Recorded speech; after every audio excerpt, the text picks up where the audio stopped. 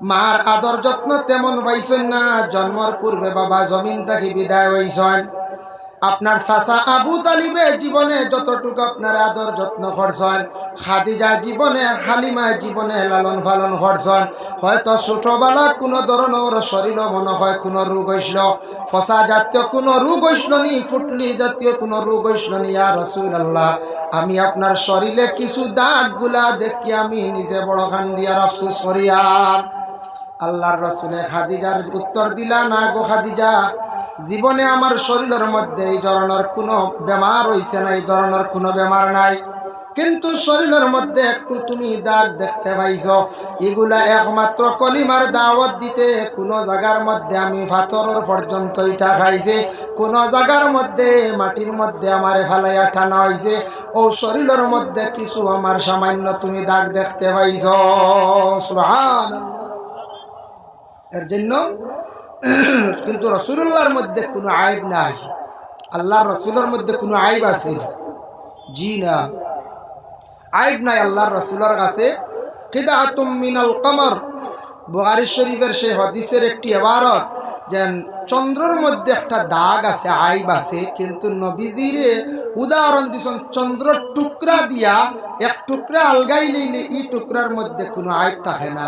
তা বলি কোনছে চন্দ্র দেখুন জানি মাঝখানে কিছু দাগ দাগ আছে, এক সাইড কাটি নিলে পুরা বেআইবদার হয়ে যাব, তখন আর কোনো আইব দেখা যাইব না। বলে আল্লাহর রসুল দে আল্লাহ কোনো আইব রাখছে না, আমরা নবীর কোনো আইব নাই। সুবহানাল্লাহ। যার জন্য বিশেষ করিয়া মিশরের বাদশাহ আজিজ আসলা, আজিজ ইউসুফ আলাইহিস সালাতু ওয়াস সালাম রে মনে করছেন মিশরের বাদশার গোলাম মনে করিয়া দেশের মানছে বড় তানরে অবহেলা করতা, মিশরের মানছে বড় অবহেলা করতা, হইতা ই বাদশার গোলাম ওলা হইতা, খুব বেশি অবহেলা করতাম। মিশরের বাদশার গোলাম মনোভাব নিয়ে তাদের জীবনের মধ্যে বড় অবহেলা করতাম, তেমন সম্মান দিতা না। বাদশার গোলাম কইয়া তারা ডাকাডাকি করতা। আল্লাহর যাতে ইউসুফ নবীরে কতটুক সম্মান মর্যাদাশীল জমিন আল্লাহ বানাইল, এমন অবস্থা হইল মিশরের জমিনের মধ্যে কহত সালে অভাবে দেখা দিল, এমন মহামারীয়ে দেখা দিল, এমন পর্যায়ে তারা পৌঁছিলা। আস্তে আস্তে তারা সম্পদ সারা বিক্রি করা আরম্ভ করলা। লইতে লইতে হযরতে ইউসুফ আলাইহিস সালাতু ওয়াস সালামের কাছে তাদের অনেক পালিত প্রাণীগুলো বিক্রি করলা, অনেক সামান জিনিসগুলো তারা বিক্রি করলা। শেষে দেখা যায় হযরতে ইউসুফ আলাইহিস সালাতু ওয়াস সালামে কি করছেন, সারা তারার সামান লই লাইছেন, সারা সামান লই লিছেন। বুঝবাইত্রায় তারা অবহেলা করছে, গোলাম মনে করিয়া অবহেলা করছে। যার জন্য দুনিয়ার জমিনের মধ্যে যে কোনো মানুষে বাবা অবহেলা করতে নাই, অমুক মানুষটাও রকম, অমুক মানুষটাও রকম, অমুক মানুষ কলা, এইভাবে সমালোচনার মধ্যে জীবনে আমরা যাইতাম না। যদি আজকে এই মানুষের পিছনে যদি খালি সমালোচনা যদি আনি, খালি জিন্দগির মধ্যে যদি বাবা সমালোচনা যদি আনিয়া থাকে, জানিয়া রাখবা যার পিছনে খালি সমালোচনা আনবো আর যারে জিন্দগির মধ্যে অবহেলা করব, আল্লাহ পাক রব্বুল আলামিনের তারে জিন্দগির মধ্যে সম্মানী বানাইবা। আমি জেলা আছি ওভাবে জমিনের মধ্যে রইম। এর লাগি সালাম একটি ইবাদত, যে ইবাদতে থাকছে গে নবীর একটি সুন্নাত বাবা। সালামে মানুষের মধ্যে হিংসা বিদ্বেষটা দূর করিয়া থাকে। সালাম ইবাদতে দুইজনের মধ্যে উভয়ের বিবাদ পর্যন্ত মিটাইয়া থাকে।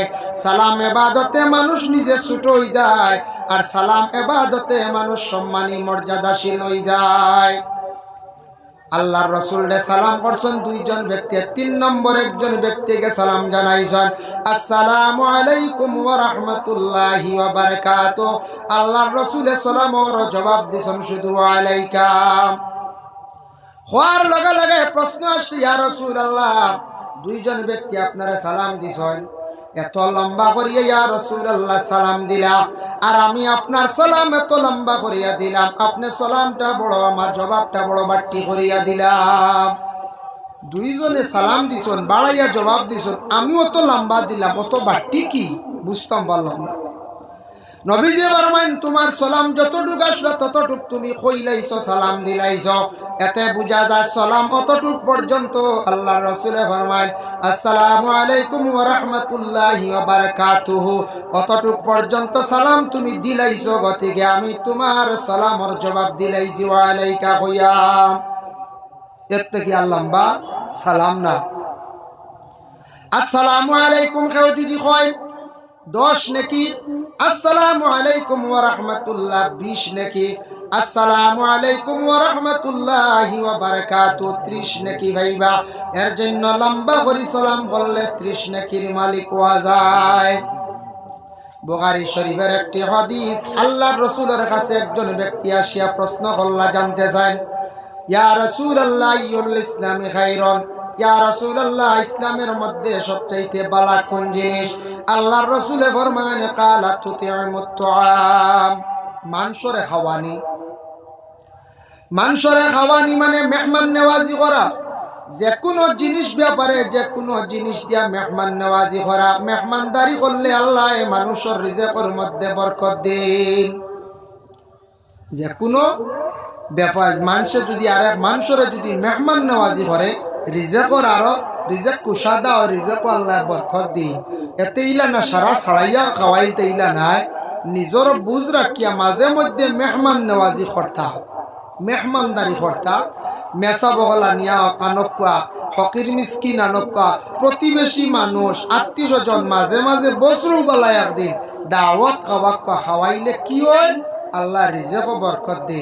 এক জিনিস খেয়াল করবা, আপনার বাড়িতে কোনো সময় মেহমান একজন বাইরে থাকি আসছেন, আসার পরে বলে মেহমান বকুয়া আমি খানি রেডি করি, খানি রেডি করতে করতে মেহমানের দুঃখ পাইলি বা ভেটর বুক মরিয়া শেষ। প্রথম হইল যেটা আছে ওটা নিয়ে হইলো সামনে দিলাইতা, বাদে অত বালা হরণ আপনি খাওয়া কোনো বাধা নাই। যার কারণে বিশেষ করে আল্লাহর বন্দেগান এলাকার মধ্যে যদি একটা মাদ্রাসা যদি চালাইতে হয় তাহলে বহু ধরনের সাহায্যের প্রয়োজন। যে কোনো এলাকার মধ্যে মাদ্রাসা চলতে এগুলা দিনী খেদমত, দিনী প্রতিষ্ঠান, মাদ্রাসা বেসরকারি, এগুলা চালাইতে হইলে কিছু ছাত্র এলাকার মধ্যে জাগির দিতে লাগে। বলে জাগির না দিলে ছাত্রগুলা কোন জায়গায় রাখা হইব? বলে বোর্ডিং, বোর্ডিং তো ফাইন্যান্স বহুত টাকা লাগবে না না, এর লাগে জাগিরের ব্যবস্থা লাগে। যার কারণে প্রায় বাড়ির তো আলাদা ঘর আছে, সুন্দর সুন্দর ঘর আছে বানাইছি, ফ্যামিলির মধ্যে 5-6 জন মোটামুটি আমরা সচেতন আছি, খাবার জুকা খাওয়াইতাম পারমো ইলা আমরা বন্ধ গলাছি।